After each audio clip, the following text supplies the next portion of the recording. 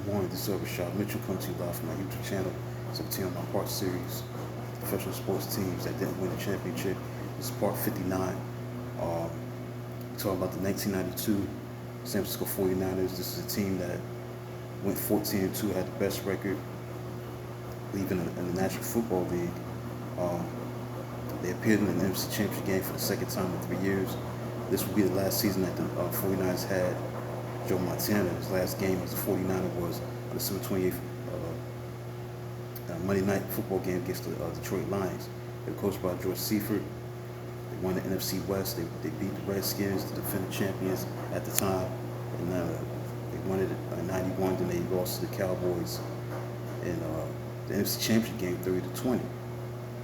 So let's get to this team. Man. This team definitely was a great football team, but they didn't win it that year.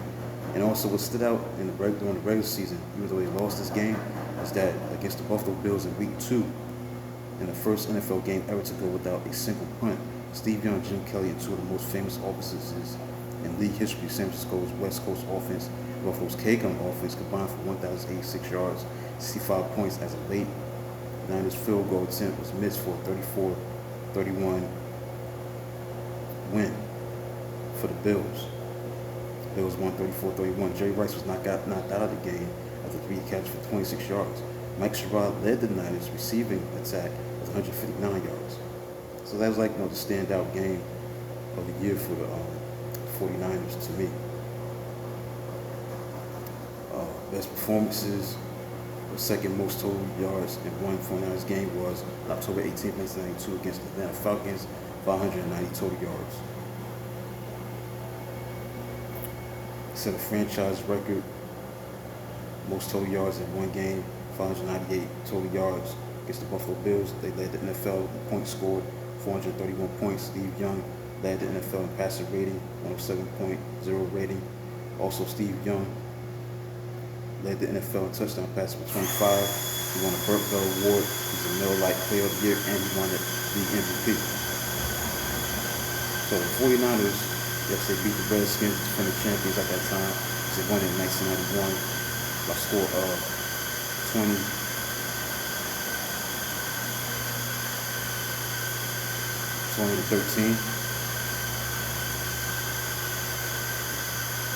So they had to play the Cowboys, and that's what they did in Candlestick, but they lost by a score of 30-20. So we'll go over that game, what went wrong with the mistakes that was made in that game. And that game, I remember that game very well because that was like the coming out party for the Cowboys when they were on their way to a dynasty.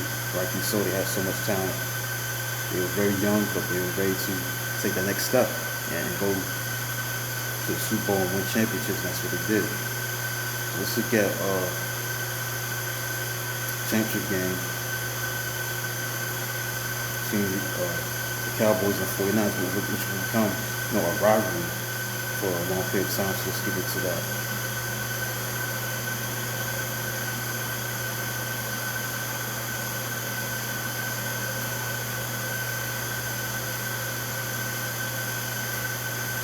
Okay, let's get into it. Okay.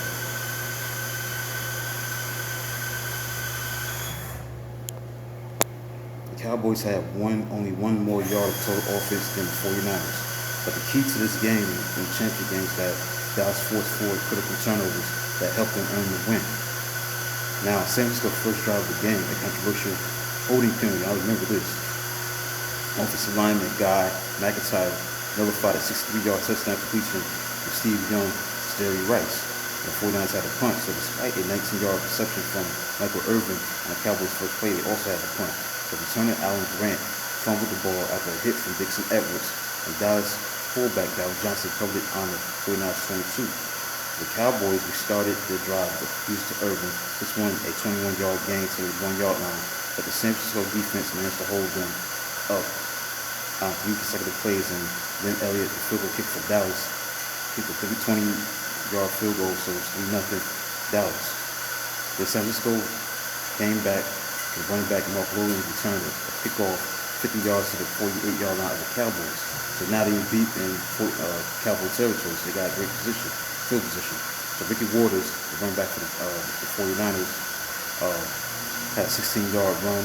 San Francisco drove 48 yards, scored with a 1-yard touchdown run by Steve Young, 7-3 San Francisco.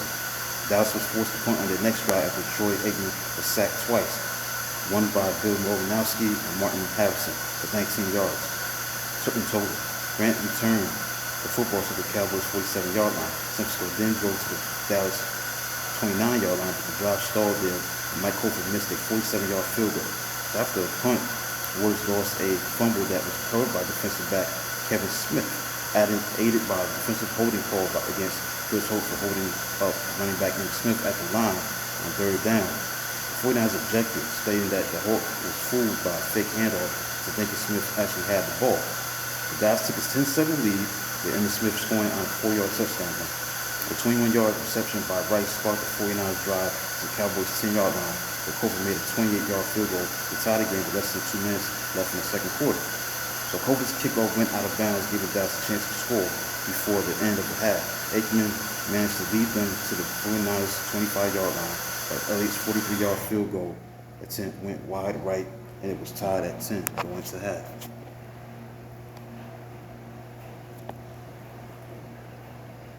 After receiving the second half kickoff, the Cowboys marched 78 yards, featuring a 38-yard leaping catch by Alvin Harper. I remember this one over defensive back Eric Davis. That was a great catch by Alvin Harper.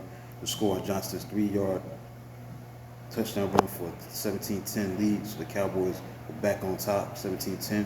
The 38-yard leaping catch over Eric Davis by Alvin Harper. That was a great catch, 38 yards, and that led to Johnston's 3-yard touchdown run, 17-10 Dallas.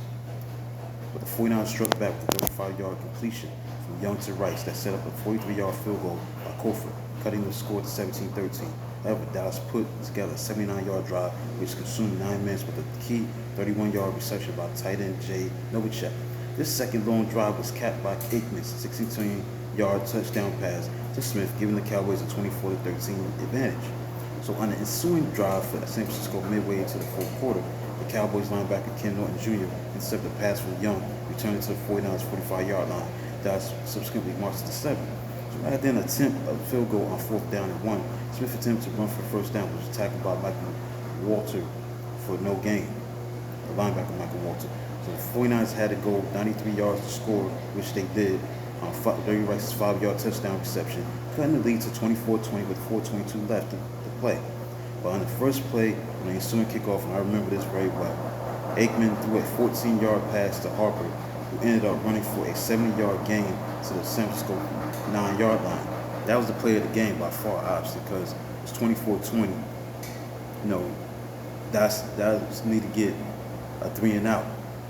For the 49ers defense, they need Dallas to get a 3-and-out. They had to, get them off the field so they get the ball back. But Harper was a pain in the neck at that time for the 49ers. Just Michael Irvin was the playmaker, but the guy that really gave the 49ers trouble during those early 90s matchups at that time was Alvin Harper. He did it with a 70-yard gain. Play of the game. So 3 plays later, wide receiver Kelvin Martin scored on a 6-yard touchdown reception to make it 30-20. The extra point was blocked with 3:43 to go. The 49ers attempted one last drive to come back, but Young was intercepted by free safety James Washington at the 2-minute warning and ended the hope of a 49 comeback. So Troy Aikman threw for 322 yards, 2 touchdowns with no interceptions. Emmitt Smith had 114 yards and 24 carries. He caught 7 passes for 59 yards, scored 2 touchdowns.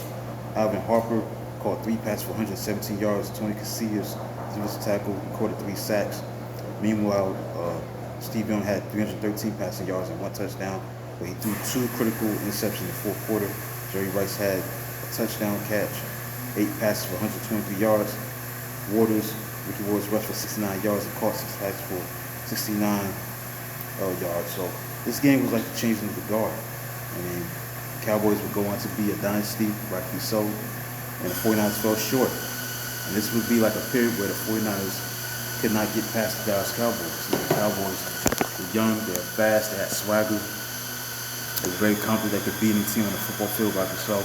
The Aikman, Emmitt Smith, Michael Irvin, Alvin Harper, Jake Novacek, Dallas Johnson had a great offensive line led by Nate Newton, Eric Williams, Mark Tuinei, And they just, a great football team.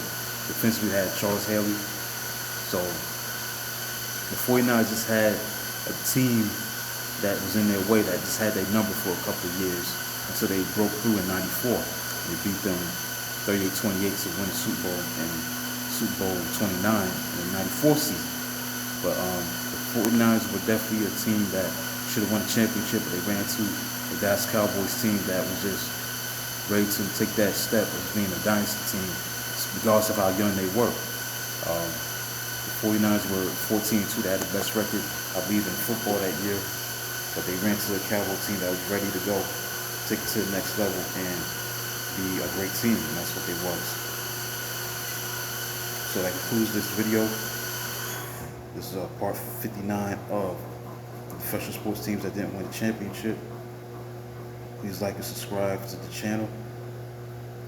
I believe, the 49ers had the best record in the league because the Cowboys went on to win the Super Bowl. They beat the Buffalo Bills 52-17, and plus Buffalo was a wild card team, so they didn't have the best record in the league. I believe the 49ers had the league's best record.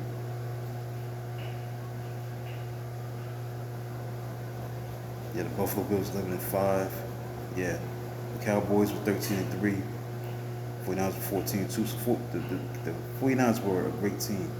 And this was a rivalry, man. And I think at that time, people had to know that the 49ers and the Cowboys, they were the two best teams in football.